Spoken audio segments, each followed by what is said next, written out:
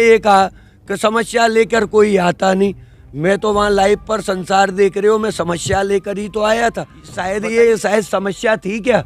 इस ब्रजमंडल की सबसे बड़ी समस्या, सबसे बड़ा ज्वलंत मुद्दा सी यमुना जी है, जो 30 वर्ष से हर नेता कसम खाता है, चाहे किसी भी पार्टी का हो, चाहे किसी भी कौम का हो, वो कहता है मैं यमुना सौंदर्यीकरण पहली प्राथमिकता होगी, जैसे हेमा जी ने कहा था। आप जाके मोदी जी को याद कराइए, उनने भी कहा था यमुना मेरी माँ है और यमुना में नाले नहीं बहेंगे। ये 2014 में मथुरा अंगूरी वाटिका में मोदी जी ने कहा था। मुझे कैंसर का भय नहीं लगता है। क्या आप मेरे साथ यमुना जी का एक पान कर सकती हैं?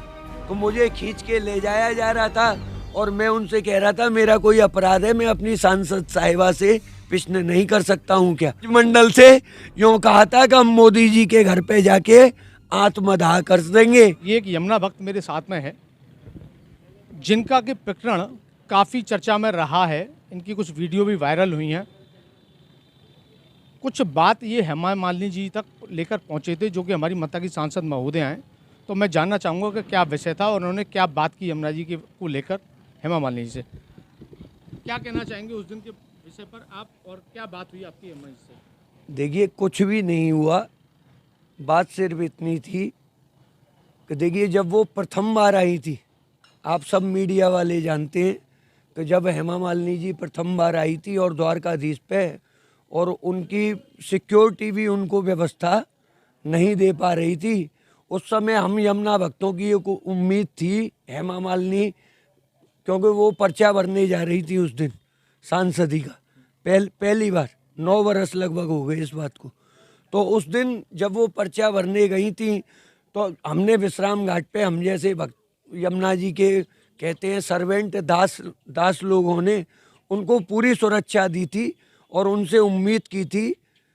और वही उनके जिस दिन पर्चा भरा था, तो पहली लाइन हेमा मालिनी जी ने बोली थी, जो अखबारों, आप उस दिन के अखबार को निकालेंगे तो पहली जो बात थी, तो हेमा मालिनी जी का जो हेडिंग थी, फोटो हम भी थे, और ये कहा था कि यमुना सौंदर्यीकरण, स्वच्छीकरण मेरी पहली प्राथमिकता हेमा मालिनी। सिर्फ हेडिंग बता रहा हूँ उस दिन की।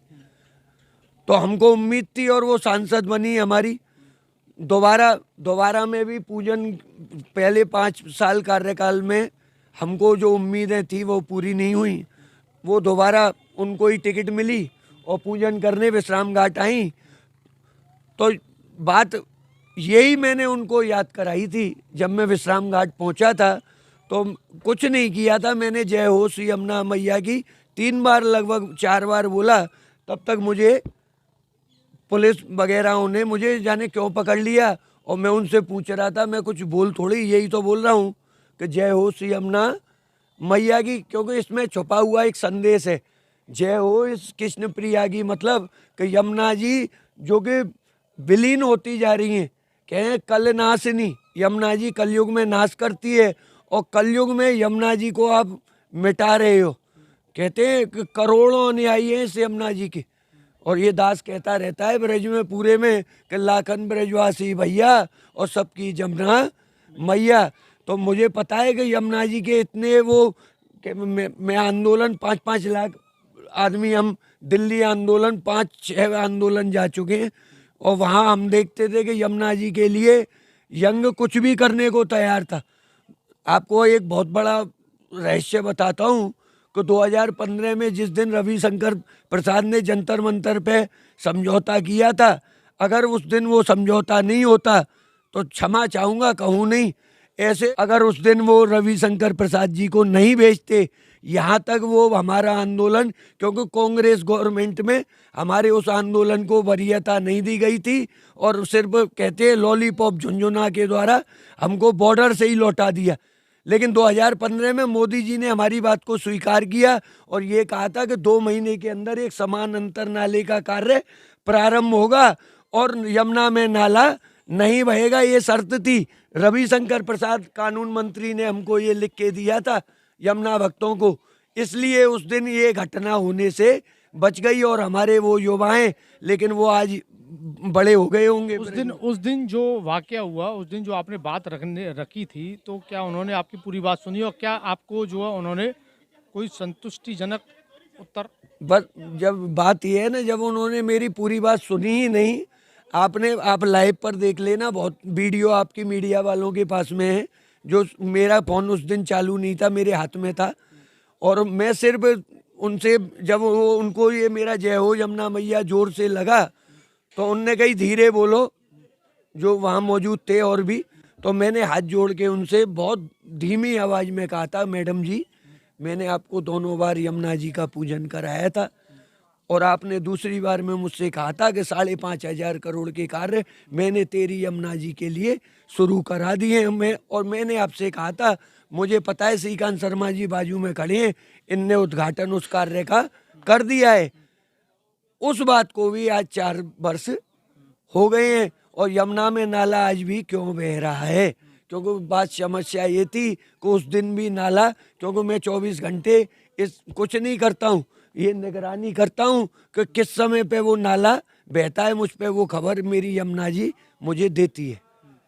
तो फिर आपने उनसे आचमन के लिए भी आग्रह किया? मैंने दूसरी एक लाइन जोड़ी थी, यूँ कहते हैं, पूरी बात नहीं कही थी, क्योंकि वहाँ भीड़ मुझे खींचने को तैयार खड़े थे। तो मैं पूरी बात शॉर्ट में कह रहा था उस समय कि महाप्रभु वल्लभाचार्य जी कहते हैं कि न जातु यम यातना भवति ते पय पानत। ये बात नहीं कही थी, क्योंकि ये पान की महिमा है।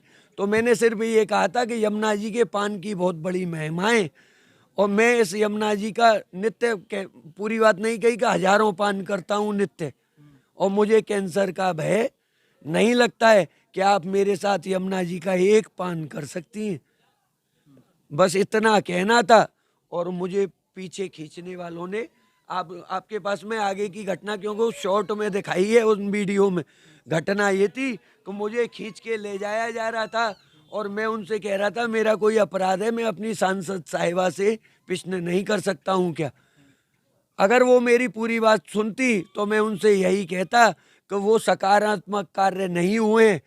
मैं भी, वो भी कहते रहते हैं, श्रीकांत जी भी, कि इतने नाले बंद हो गए, इतने बाकी हैं, लेकिन बाकी क्यों हैं? अगर इतनी बड़ी आपके पास पूरी गवर्नमेंट है, यूपी में भी है और केंद्र में भी है, सब कर सकते हैं, तो फिर उनने मेरे से बोलने के बाद जो एक लाइन कही, वो मुझ जैसे दास को स्वीकार नहीं है। उनने यूँ कहा है मीडिया पर कि यमुना जी करना उनके बस का कार्य नहीं है। तो क्या 9 वर्ष सांसद हमने इसलिए बनाया कि आप यमुना जी को नहीं करा सकते हैं? ये स्वीकार करना गलत है।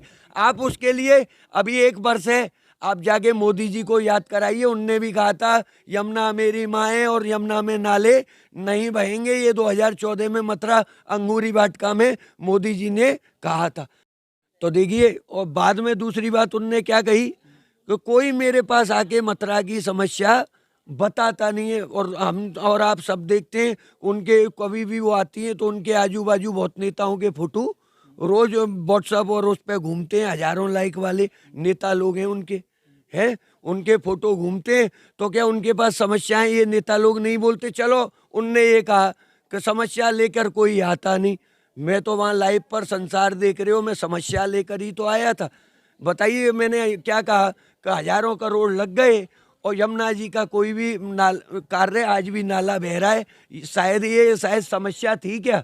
इस ब्रजमंडल की सबसे बड़ी समस्या, सबसे बड़ा ज्वलंत मुद्दा श्री यमुना जी है, जो 30 वर्ष से हर नेता कसम खाता है, चाहे किसी भी पार्टी का हो, चाहे किसी भी कौम का हो, वो कहता है मैं यमुना सौंदर्यीकरण पहली प्राथमिकता होगी, जैसे हेमा जी ने कहा था। तो कुछ नहीं, पहली प्राथमिकता को पूरा कीजिए और बाद में हम विश्वास बनाए रखें आपके दल में, ऐसी हमको शक्ति दें। राजेश जी का कहना है कि मैं वहाँ पर यमुना जी की समस्या लेकर ही तो गया था। दूसरी तरफ राजेश जी ने ये, उनको पान कराने का आशय उनका जरूर निश्चित रूप से ये रहा होगा, जो उनकी बातों से मुझे लग रहा है कि यमुना जी अभी तक शुद्ध नहीं हुई हैं। ये सिर्फ इनका सांकेतिक मतलब यही था। मैं कुछ और लोगों को भी आपके साथ रूबरू कराने के लिए प्रयास करूंगा, जोड़ूंगा उनको आपके साथ।